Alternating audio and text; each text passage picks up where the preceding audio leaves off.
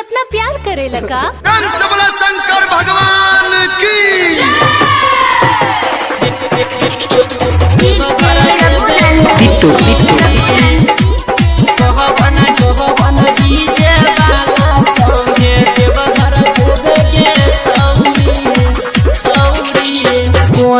रंग के बोलना हे कांवर उठे बेगे छौरी, कांवर उठे बेगे छौरी आ कहवना डीजे बाला संगे देव घर जेबे गे छौरी आ कहवना डीजे बाला संगे देव घर जेबे गे छौरी। कौन रंग के बोलना हे कांवर उठे बेगे छौरी, कांवर उठे बेगे छौरी आ कहवना डीजे बाला संगे देव घर जेबे गे छौरी आ कहवना डीजे बाला संगे देव घर जेबे गे छौरी।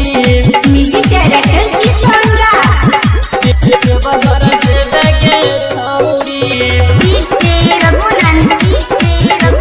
डीजे बिट्टू के वभंगामा बाजार कुबारी टोला स्कूल के पास। सबला शंकर भगवान की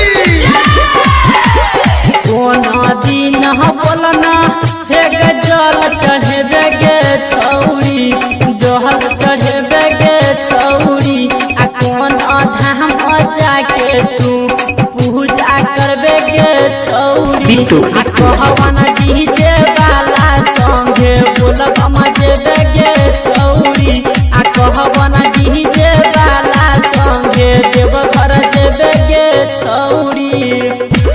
किसके नाम का मंगलसूत्र मैं पहनूंगी अपने गले में? सबला शंकर भगवान की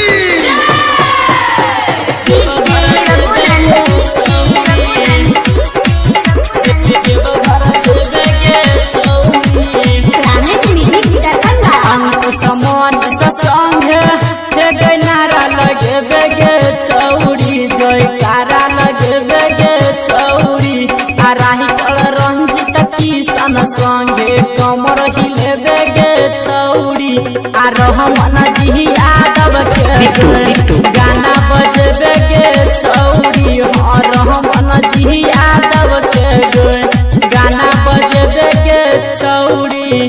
कौन रंग के बोलना हे कांवर उठे बेगे छौरी, कांवर उठे बेगे छौरी आ कहवना डीजे बाला संगे देव घर जेबे गे छौरी आ कहवना डीजे बाला। Mobile number 82 27 84 50 86।